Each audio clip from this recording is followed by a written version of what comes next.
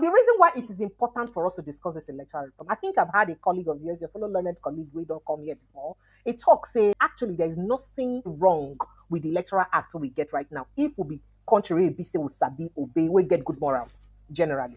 But say now because of the conny way of the people, then we get in politics, now make it like say something dey wrong with them. So I for like make you help us because all of us on the hammer this electoral reform. If not be and nothing will happen. I beg tell us the electoral act we get now. What are the loopholes you find in it? And what can we do better? Let me talk about the voting. Go ahead, sir. Let me talk about voting. There is what we call a beavers. Yes, sir. Is it also? Very fantastic. That was introduced. Yes, go ahead. That would have been a fantastic idea. In the same electoral act, it says that when the particular machine is not working, that the INEC official, that's section 73, you follow that? He said if the voting machine is bad, then the man, when the presiding officer, the INEC man, that is there, we remove that machine and change it to a new one. Then if that new one, when he bring, come back again, yes, sir. He will not remove it and not shift the election for 24 hours. But when he shift the election for 24 hours, and the company say nothing, those machines they work, that the presiding officer should use his discretion. I don't know if you understand. Okay.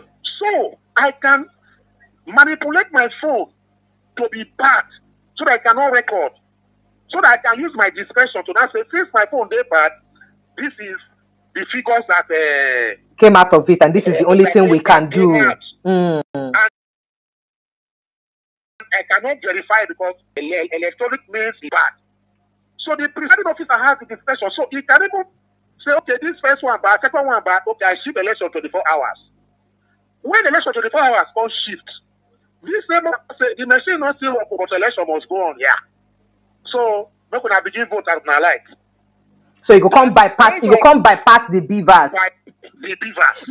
But Barrister Sim, we don't see situation where it be say would they not even postpone election go the next day, but then bypass beavers because in see those areas beavers don't work, then bypass them without shifting the election to the next day. Why? That means if you go by what you talk about the electoral act, that means it's against the electoral act that at least if we give them 24 hours. And then, but nothing don't happen. The INEC themselves they can't defend them for court. They defend them. What is going on? Because they give the man the discretion. I don't know if you understand. So he can decide to bypass the 24 hours and decide to take the decision immediately. He can decide. Now he reports. Now INEC will believe.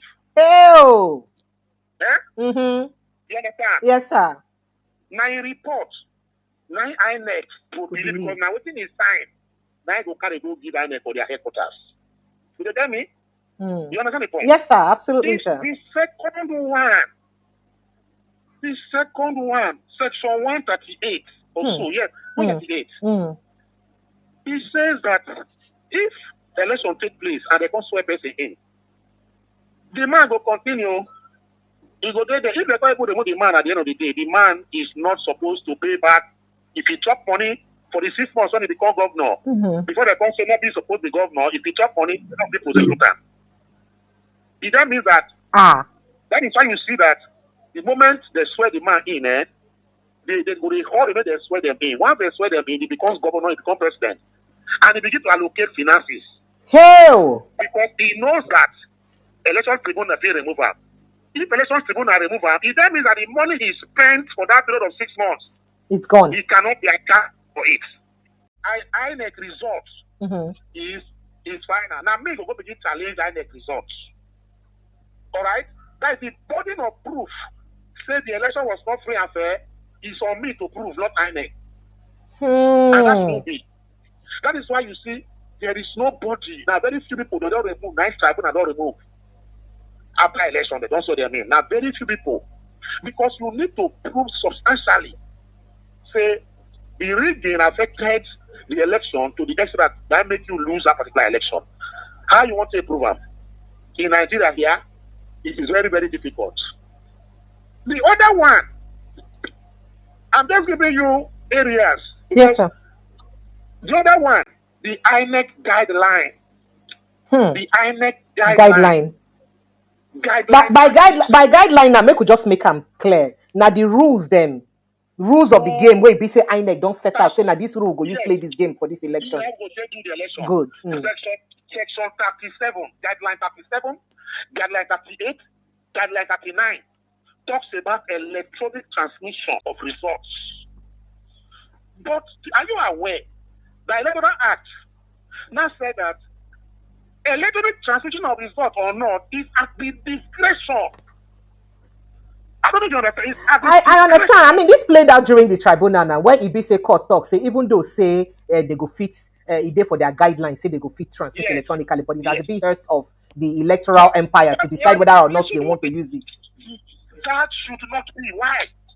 It's a law because they say the guideline is attached to the Electoral Act, so it forms part of the law. How can you tell me to set out? How can you tell me to set out rules to the game and still tell me to choose whether to abide by my rule or not to abide by my rule? That is why you see we are saying those are loopholes that need to be tackled. Now it should be that electronic transmission of results is electronic transmission of results.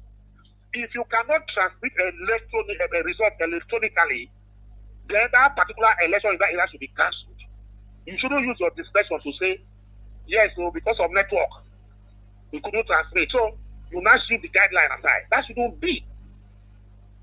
That is the main reason. That is the main problem. But if a law does not have loopholes, the people cannot manipulate it. How it be say then go allow all these loopholes and then come pass such a bill with all the lacunas where they inside? How I do not think what's happen? Because that was what brought them to power. And Nigerian politicians are prescriptive and transactional. So they feed perpetually in power. That is why they don't have any handwork they are doing. If a governor leaves power, he wants his son to continue. If a senator leaves power, he wants his brother to continue. So he must leave the law that favored him for his son, to favor his son. So he will not want to amend it so that he affects his son. That is the problem. Because they don't have patriotic zeal and endeavor for Nigeria. So that is why you see, they know that these laws are bad. But because of the mischief, that is what they are exploiting to aid those of them coming in the next time. It's a continuous process. Because I want to ask you a question. Why is it that most governors, once they do finish, they go Senate? Have you not seen it? Yes. Governor don't do it's like a retirement chamber for them. Good. He don't do 8 years. The next thing when the man go do now, he will go to Senate. When he's governor, he from governor seat move to Senate. So he wouldn't want the law to change because if the law changes, it will not favor him to go to Senate. A senator too wants to become governor of Nigeria, of his state.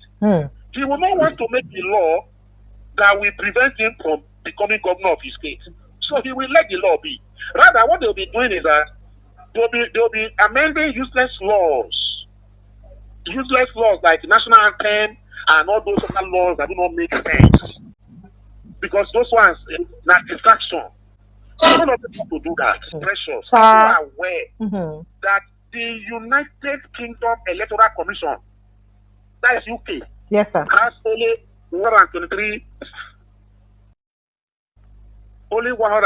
staff for the whole of the UK, United Kingdom. Where they do election. They don't INEC. Where now they tell you that the person who head that UK Electoral Commission was an Indian, a British Indian. VJ was his name. Well, I want to appoint him, not the Queen of England. But why should President be appointing INEC chairman? And why should President now? He even said President amend the law of Electoral Act. I was going to go to there. He amended the Electoral Act in River State. And the Research Act in River State. The law. Why should he do that? No, persons are asking ourselves, why should he do that? So you feel that with all these things happening, these things are programmed to fail for the plutocrat bourgeoisie. So it means that has been ruling this country. And for 10 years that is to come, generations, until we break it, I am telling you that we are going to still keep repeating itself. The Kaaba already knows the next president of Nigeria. The Kaaba already know who will become the next president of Nigeria. So all these things people are doing, at the end of the day, the masses are the ones that will suffer for it. So that is my take. Sir, as a lawyer, as a constitutional lawyer that you are, if we say make we begin ask for electoral reform, we Nigerians don't they ask for now, how possible is it to get it? One, because of say you also don't admit and here say waiting make it be say them figure mind pass the law the way they pass and because of say they know that waiting bring them into power. So I like to assume that they not go one change waiting bring them to power because you go put them out. And then so understanding that is a thing. Wait, how we go fit use pressure for reform. That means all this cry about reform go enter one ear, come up for the other ear. And then another thing that if they eventually pass them, what be the possibility say President Bola Ahmed Tinubu go sign up or any president in power go sign up? Understand it say that same process may also vote him out if he's interested for his second tenure. So what will go fit do? Sister Precious, sir, you know what we need to do is number one, as we are talking like this now, we keep talking. My place, they say either they talk, so they deaf go hear. Even if the deaf not they hear the audio, you could see your lips they move, you could not say that something they happen there. Yes. Now you have been talking. I have been talking. Chilaka have been talking. Everybody is talking. And that talk, if you rate them, they make them vex. That's why I say that they are regionally, when they do this, they go in cybercrime, this thing, because they know that we are talking. Because Section 22 of the 1999 Constitution gives you and I the opportunity to hold government responsible and accountable. Are you getting me? So we have to keep talking. That's number one. Then two, we have to find a way of voting credible leaders who have the masses at heart.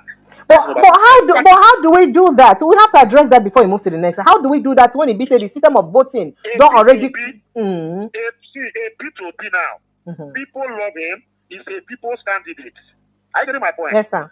The people have to fight to bring him to power. In Lagos State, Peter Obi won Lagos State because Lagos State people stood and said he's the man we want.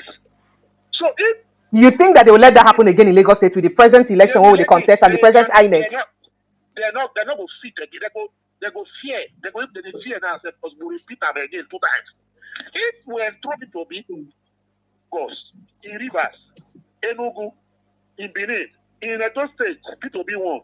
So if we begin vote and say that this man we want, the change will start with him. When they bring in people that are not credible, we shun the election. Let them do what they want to do until they bring credible man. That is the duty we have to perform. Then the fourth one is that all these civil society, all these activists, so-called activists, when they work up and down, they do all this. They should form a body and form a pressure group. Keep demonstrating. Demonstration does not mean you must destroy or occasion violence. Go to national, keep demonstrating. This is what we want. One day they go end SARS, not make them change SARS.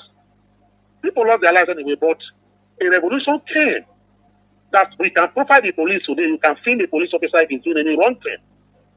So that we have to continue to do that. American democracy did not just grow like that. It was consistent and persistent, troubling of the authority and government. Because Gunter Grass, a German poet philosopher, said that the duty of the citizen is to open his mouth wide. That is what he said, that our duty is to keep talking. The moment you keep talking, one day they will listen to you. But yet, we relax and say, not with their government, and we must hold our government in our hands. Not a particular situation where I say, Barrister Adams, go and do this back in your house. That should not be the mantra. So those are the things we need what we call political and ethical reorientation of the Nigerian conscious man. And I believe that Peter Obi will do that, and that particular era is when it's going to happen. Why do you believe he'll do that when people think that he's not a messiah after all? No, we don't. You can never get a messiah. The only messiah we have was Jesus Christ. And he has gone, he's gone. There is no other messiah that will come. But what we do is to behave like him. That is to say Christ-like. Let's see if we can pretend or do like him. We are not saying you must get 100%. At least if we can achieve 30-40%, Peter Obi has that capability of, the true Nigerian 30-40% consciousness and patriotism. The remaining 60 can be worked on. So these are the situations that we need to do. It's got to be a continuous thing, starting from both teams. If the election is taking place in River State tomorrow now, the people decide not to come out. You when win that election, they say that you local government chairman, you got a shame to rule now. But that is the problem we have, because at every point we get people where they follow. But that's a major problem, because at every point we get people where they support the system, no matter how bad and corrupt the system be. That's a problem. The criminal in see. There's this man that said that evil thrive when good natured and intentional people sit on the fence. I think it's France Fanon. That said that evil thrive. The reason why this has been happening is because the bad people are there up to 10 million disturbing Nigeria. Even the bandits that are disturbing every day are there up to 10 million in number. But they are terrorizing 250 or 240 people, a million people. Because the people sit or sat on the fence. So we need a revolution, not violent revolution, ethical, political revolution. And we have to start it. You don't say, because I not start, I not go. No. You can see what Showore is doing. Showore is just one man. He might not be a popular man among the establishment people, but if you see his news, you want to go for it. He's doing his change. Change must begin with you. If we have that narrative in Nigeria, I believe that a lot of things will change. If, for instance, a politician called me the other day, said, can I come and work for him and do and campaign for him and all this thing? I will give you money. I told him, I said, my God, I already have 3 cars. If you give me a car, what am I going to add it to? You go ride down for sky. You go drive down for sky. I said, you know me in Port Harcourt. It's not something you say, maybe can come. I say, yes. When I bought those cars, did I save money to do that? The house I built, my people are staying in Port Harcourt. If you say, I say, I dare you to shame and name me if I have collected any money from any politician to do all these things. I said, okay, I don't hate you, but I don't like your political lifestyle. Please, sir. The guy was looking at me. On the phone, I thought he was no longer there, just as we talk. Hello? He said, I'm here, I am listening to you. I said, so that is the question, sir. He said, you're in Lagos. I said, yes, I'm in Lagos. What are you doing that time? I'm practicing my law. So, these are the things. So, when you look at people like that, if now some ill intention for now, I will not be Port Harcourt. I will tell you his name later. Because we're on national television, I don't want to reveal it. Yeah, I understand, sir. You understand? So he called me and said, we have to come and be a spokesperson. I love the way I talk. I know you are a little bit. I said, okay, yes, sir, I understand you. But, sir, honestly, I don't hate you. I know you. I have never had any bad thing. We can sit down and drink, eat together. But when it comes to politics, I don't like your style of politics. I don't want to soil my head because it's 3 years to be the chairman of that local government. And after 3 years, I have more life to live. My children are there. And people don't like you because they say you're a land grabber. So, if you are a land grabber and you have a bad record, where should I go? People, the concept, they sweat for you. So, I don't want to follow I will say hello and say, yes, I'm listening, I can hear you. You understand? But there are those who So you're saying that if there are Nigerians who can, if many Nigerians will come out to reject the offering of these bad politicians and say, no, we won't maintain the good thing. Farotimi, or what they call the young man, that man. Dele Farotimi, yes. Farotimi or whatever. Dele Farotimi, yes. There are politicians that cannot even go near him to say they want to offer him anything. They can't even go near him. Is it not so? Because they know that if they go near that man, the man will expose them. So that is because we connive with them. We be, a Stockholm syndrome. And we see people that are supposed to be our enemies now are now I would have to now the kings. And we collaborate with them. If you don't collaborate with politicians, you cannot steal your votes. If you are popular in your place, they cannot read you out. People will stand. So these are the kind of things we need to do. So Nigerians supposed to stand by their ground and make sure they vote for a change. We go fit effect the change we need. I am telling you. Why do you think that Obi is the most upright Nigerian we have? No. But we see that among the thieves, there's one with honor. That is why you see with the symbol of down, we know he is not that pure. I am saying I cannot rule out that, yes, he stole or he did one thing, but he did not steal in monumental proportion. There are armed robbers who are kind. I met a kind armed robber. I've met one too. I've met one too. He took all I had. He took all I had. He wanted to kill me, but he meant to say, no, bros, you are.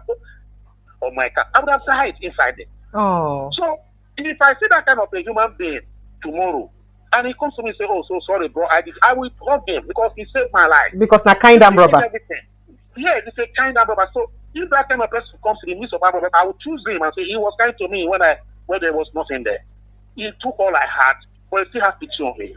There are those who will not have pity on you. The Nigerian political branch, the politicians we have, the Buccaneers plunderers, are those people who today they will eat everything and break the plate.